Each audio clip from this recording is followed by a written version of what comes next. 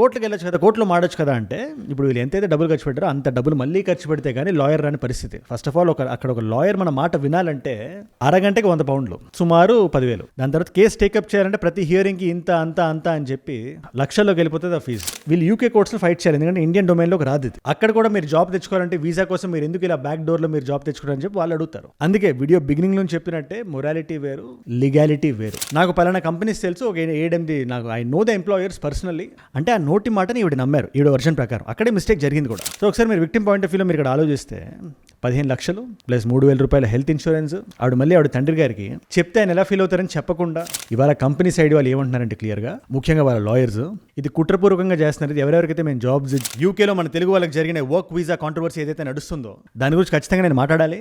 And నేను చెప్తున్నాను కదా, ఐ అండర్స్టాండ్ లీగాలిటీ. దాన్ని మనసులో పెట్టుకొని విక్టిమ్ టెస్టిమోనియల్స్ని బేస్ చేసుకొని అన్యాయం జరిగింది అని చెప్తున్న వాళ్ళకి ఎలా అన్యాయం జరిగిందో, ఎందుకంటే నేను చూస్తున్న దాన్ని బట్టి దీనివల్ల 2 అవుట్కమ్స్ ఉంటాయి. అవుట్కమ్ నెంబర్ 1, మన వీడియో వల్ల లీగాలిటీని మనం ఏం టచ్ చేయలేం.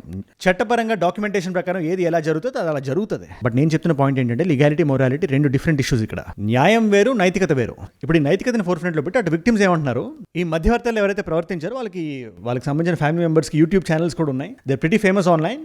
అండ్ ఫ్రాంక్లీ స్పీకింగ్ మసాలాలు ఏవో యాడ్ చేసేసి వాళ్ళ ఫ్యామిలీ గురించి, వాళ్ళ పర్సనాలిటీస్ గురించి నేను మాట్లాడదలుచుకోవట్లేదు. అది కరెక్ట్ కాదు అది. బట్ ఒక ఫేమస్ ఛానల్ ఇన్వాల్వ్ అయి ఉంది అని చెప్పడం నా బాధ్యత. ఇన్ఫాక్ట్ ఆ ఛానల్ రన్ చేసిన ఆవిడ ఎవరైతే ఉన్నారో ఆవిడ హస్బెండే ఈ కంపెనీ. ఎనీవేస్ మనం డైరెక్ట్గా పాయింట్లోకి వచ్చేది, యూకేలో ఎవరైతే వర్క్ వీసా మీద అక్కడ ఉండాలో, ఇది తెలియని వాళ్ళ కోసం చెప్తున్నాను నేను, వాళ్ళకి COS అని ఉండాలి, సర్టిఫికేట్ ఆఫ్ స్పాన్సర్షిప్. అంటే ర్యాండమ్గా ఎవరో యూకే వెళ్ళి అక్కడ వెళ్ళి ఏదో జాబ్ ఎత్తుకోవడం అక్కడ లీగల్ కాదు. అది ఏదైతే కంపెనీ మిమ్మల్ని హైర్ చేద్దాం అనుకుంటుందో వాళ్ళు డైరెక్ట్గా మీకు పర్మిట్ ఇవ్వాలి. దాన్నే COS అంటారు. అండ్ దీనికి IHS అని చార్జ్ చేస్తారు. అదొక 3,000 పౌండ్లు ఉంటుంది, అంటే దగ్గర 3 లక్షలు. ఇది ఎవరు కడతారు ఇప్పుడు? ఇదే ఎంప్లాయీ, చాలా ఇంపార్టెంట్ ఎంప్లాయీ అనుకుంటే కంపెనీ కడుతుంది, లేదా నాకు జాబ్ ఇంపార్టెంట్ నేను యూకే వెళ్ళాలి అనుకుంటే అప్లికెంట్స్ కడతారు. ఇది లీగల్గా గవర్నమెంట్కి మనం కట్టే ఫీజ్. ఇక్కడ దాకా అందరికీ అర్థమైందని అనుకుంటున్నాను. నౌ అక్కడ నుంచి COSలు గట్రా తెచ్చుకోవడం చాలా కష్టం. సో ఇప్పుడు ఏం జరుగుతుంటుంది, కొన్ని కన్సల్టెన్సీ కంపెనీస్ ఉంటాయి. ఇప్పుడు వీళ్ళు మాకు తెలిసిన కొన్ని కంపెనీస్ ఉన్నాయి, మీరు మాకు 3,000 పౌండ్లతో పాటు ఇంకొంచెం ఎక్స్ట్రా అమౌంట్ ఇస్తే, అండ్ ఇది ఇక్కడ ఎంత కరెక్ట్గా జరుగుతుందో, ఎంత వైట్లో జరుగుతుందో మనకి లీగాలిటీ మనకి చెప్పాలి ఆన్సర్ ఇక్కడ. బట్ ఫీజ్ అని చెప్పి వాళ్ళంటారు, బ్యాక్ డోర్ ఛానలింగ్ అని చెప్పి వీళ్ళు అంటారు ఇక్కడ. ఎనీవేస్ కొద్దిగా అమౌంట్ ఈ పర్టికులర్ కేసులో 15,000 పౌండ్లు. ఎవరెవరికి జాబ్స్ అంటే ఈ పర్టికులర్ కేసులో ఇక్కడ ఉన్న మన తెలుగు వాళ్ళతో, తెలుగు విక్టిమ్స్తో. ఇందులో ఈ వీడియోలో ఒక అమ్మాయి టెస్టిమోనియల్ గురించి మనం మాట్లాడదాం. ఇది కూడా నేను ఛానల్లో చూసాను. నా ఛానల్ ఆనంద్ యూట్యూబ్ ఛానల్ అని చెప్పి ఆ వ్యక్తి చేశారు. ఆయన ఆ క్లిప్పింగ్స్ ఇక్కడ పెట్టొచ్చు, కానీ మీరు వెళ్ళి చూడండి, ఈ వీడియో అయిన తర్వాత చూడండి. ఇప్పుడు ఈ అమ్మాయి ఎవరు, డైరెక్ట్గా వీళ్ళకి డబ్బులు కట్టిన అమ్మాయి. ఎవరికి? మధ్యలో ఉండే కన్సల్టెన్సీకి జాబ్ కావాలని చెప్పి. ఈ అమ్మాయి ఏం చెప్తున్నారంటే 2021లోనే యూకేకి ఆవిడ వచ్చారని, 2025లో వీసా ఎక్స్పైర్ అయిపోతుంటే కొత్త జాబ్కి అప్లై చేయాలి కదా, ఆ ప్రాసెస్ చాలా టీడియస్. సో న్యూస్ పేపర్లో ఒక ఆర్టికల్ చూసి, ఒక యాడ్ చూసి, అగైన్ ఇక్కడ యూట్యూబ్ ఛానల్ ఎందుకు వస్తుందంటే, ఆవిడ పర్సనల్గా ఫోన్లో మాట్లాడిన తర్వాత, వీడియో కాల్లోకి వెళ్ళిన తర్వాత ఈ వ్యక్తి ఆ యూట్యూబ్ ఛానల్ ఉండే వ్యక్తేనా అని చూసి ఎక్కడో నమ్మకం ఉంటుంది కదా, ఆ నమ్మకంతో ఓకే చెప్పారు ఆవిడ. ఇక్కడ ఈవిడ వర్షన్ ప్రకారం ఆయన అడిగింది ఏంటి అంటే 3,000 పౌండ్స్తో పాటు 15,000 పౌండ్స్ కట్టాలి.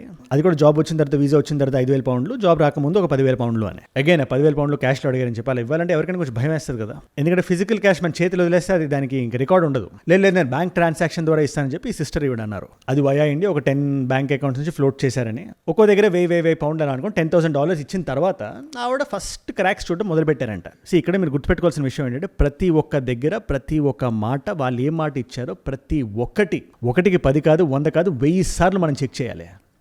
ఈ కేసులో ఇక్కడ ఏమైంది, ప్రతి జాబ్కి ఒక కోడ్ ఉంటుంది. ఫర్ ఎగ్జాంపుల్ లెట్స్ సే 4152 అనుకోండి, అదేంటి అసిస్టెంట్ మేనేజర్ జాబ్ అనుకుందాం ఏదైనా ఒక సూపర్ మార్కెట్లో. లేదా 5266 అనే కోడ్ లెట్స్ సే హోటల్ మేనేజర్కి. ఇలా ఒక్కొక్క జాబ్కి సెపరేట్ అయి ఉంటుంది, ఆ కోడ్ మనకి హెల్ప్ అవుతుంది. సో ఈవిడ చెప్తున్న మాట ఏంటంటే, నాకు ఇస్తానన్నప్పుడు ఇచ్చిన కోడ్ ఒకటి, అక్కడ ఉండే కోడ్ ఇంకొకటి. లేదు నాకు ఆ కోడ్ ఇవ్వండి అంటే, నాకు నీకన్నా బాగా తెలుసమ్మా అని చెప్పి ఈయన చెప్పారని చెప్పి ఇవి చెప్తున్నారు. ఈవిడ కావాల్సిన హోటల్ మేనేజర్ జాబ్ ఏదో sales manager, sales something job ఏదో ఒక కోడ్ అయితే ఇవిడికి ఇచ్చారు.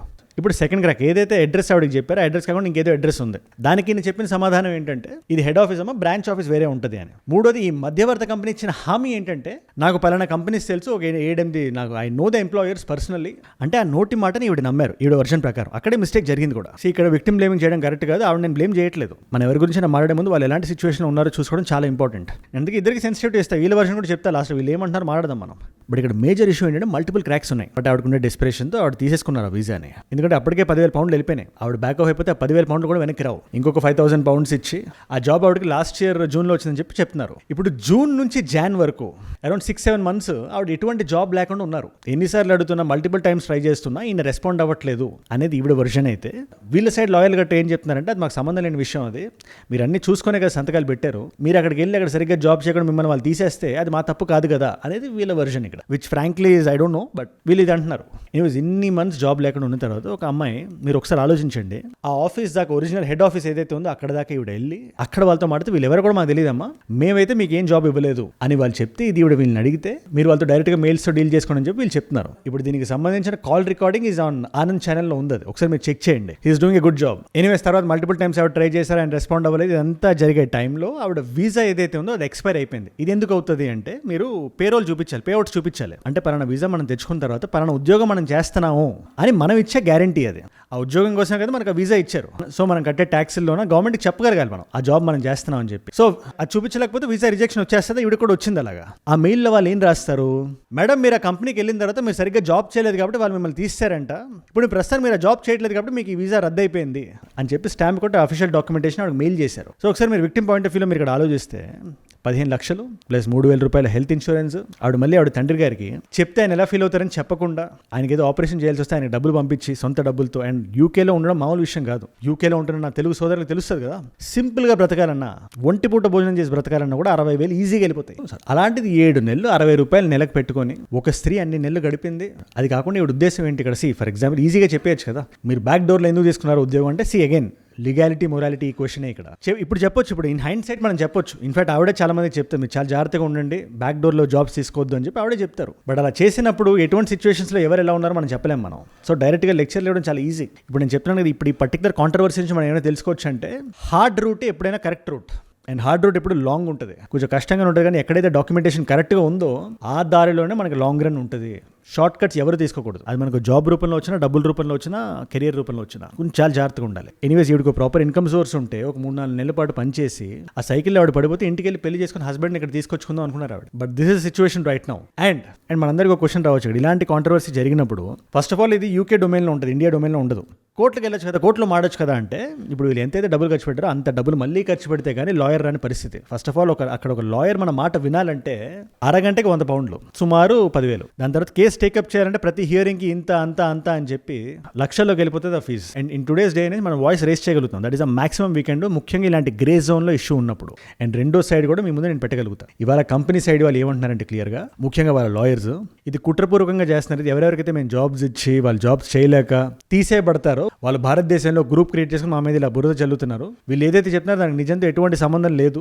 కన్సల్టెన్సీస్గా మేము జాబ్స్ ఇప్పించగలుగుతాం అంతే. ఆ జాబ్స్ వాళ్ళు ఎలా చేస్తారనేది వాళ్ళ చేతిలో ఉంటుంది కదా, అది మా చేతిలో ఉండదు అనేది వీళ్ళ పాయింట్ ఆఫ్ వ్యూ. ఇప్పుడు నిజంగా 15,000 పౌండ్లు వెళ్ళాయా లేదంటే అది విక్టిమ్స్ చూపించగలుగుతారు. ఆ ట్రాన్సాక్షన్లో ఆ ఫోటోలు గట్రా అదంతా అగైన్ ఇట్స్ సో దాన్ని ఏమంటారు కాంప్లికేటెడ్. వీళ్ళు యూకే కోర్ట్స్లో ఫైట్ చేయాలి, ఎందుకంటే ఇండియన్ డొమైన్లోకి రాదు ఇది. అక్కడ కూడా మీరు జాబ్ తెచ్చుకోవాలంటే వీసా కోసం మీరు ఎందుకు ఇలా బ్యాక్ డోర్లో మీరు జాబ్ తెచ్చుకోవాలని చెప్పి వాళ్ళు అడుగుతారు. అందుకే వీడియో బిగినింగ్ నుంచి చెప్పినట్టే మొరాలిటీ వేరు, లీగాలిటీ వేరు. నా బాధ్యత నేను ఇక్కడ నిర్వర్తించాను అంతే.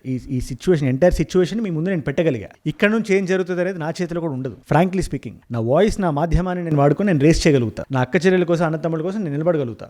తప్పు జరిగిన దగ్గర నైతిక బాధ్యత తీసుకొని నష్టపరిహారం చెల్లించాలని చెప్పి అడగగలుగుతా. That is a maximum I can do.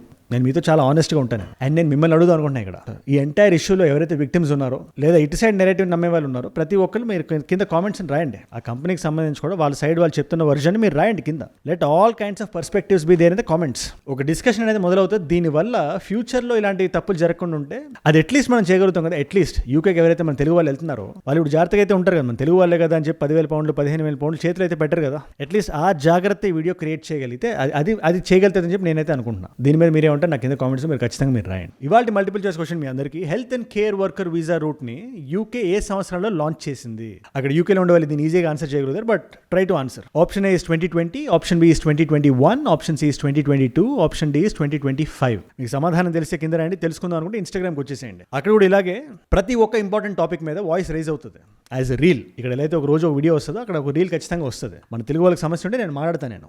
And ఇలాంటి వీడియోస్ మీకు ఇంకా రావాలి. ప్రతిరోజు నేను వీడియో పెట్టగానే మీ దాకా రావాలి, వచ్చేయాలి అంటే ఫస్ట్ కింద కనబడే సబ్స్క్రైబ్ బటన్ నొక్కి పెట్టుకోండి. అండ్ డైలీ చూస్తున్న వాళ్ళకి చెప్తున్నా, మీరు ఇక్కడ దాకా ఈ వీడియోలో చూసారంటే నా వీడియోస్ మిమ్మల్ని ఆకట్టుకుంటున్నాను, ఒక వాల్యూ పొందుతున్నారు. Thank you so much for that. మీకు ఈ వీడియో నచ్చింది అని చెప్పడానికి మీరు జస్ట్ కింద కనబడే లైక్ బటన్ నొక్కి పెట్టేసుకోండి. అప్పుడు ఆ వీడియో ఇంకా చాలా మందికి రీచ్ అవుతుంది. డన్. మీకోసం నేను వీడియోస్ పెడుతున్నాను ఇక్కడ. కళ్యాణ్ గారిది తెలంగాణ చాలా పెద్ద ఇష్యూ నడుస్తుంది కదా. ఫస్ట్ ఆఫ్ ఆల్ కళ్యాణ్ గారు ఏమన్నారు తెలంగాణకు సంబంధించి, మీ అయ్యే జాగీరా అన్నారు కదా, దానికి సంబంధించిన ఫుల్ క్రిస్టల్ క్లియర్ ఎక్స్ప్లెనేషన్ తో వీడియో ఇక్కడ ఉంది. ఇప్పుడు దీనికి తెలంగాణ నేతలు ఎలా రియాక్ట్ అయ్యారు, ముఖ్యంగా కేటీఆర్ గారు లాంటి వాళ్ళు అంటే ఆ వీడియో ఇక్కడ ఉంది. మీకు ఏ వీడియో ఇంట్రెస్ట్ ఉంటే ఆ వీడియో చూడండి. నేను మళ్ళీ మిమ్మల్ని రేపు ఇంకో వీడియోతో కలుస్తా. మనందరం కలిసి పెరగాలి, కలిసి ఎదగాలి. Let us all grow together. Let us all rise together. Rise above ignorance, rise above arrogance, rise above hate. Aged అంటే మనం, జై హింద్, జై భారత్, జై ఆంజనేయ, ఓం నమః శివాయ.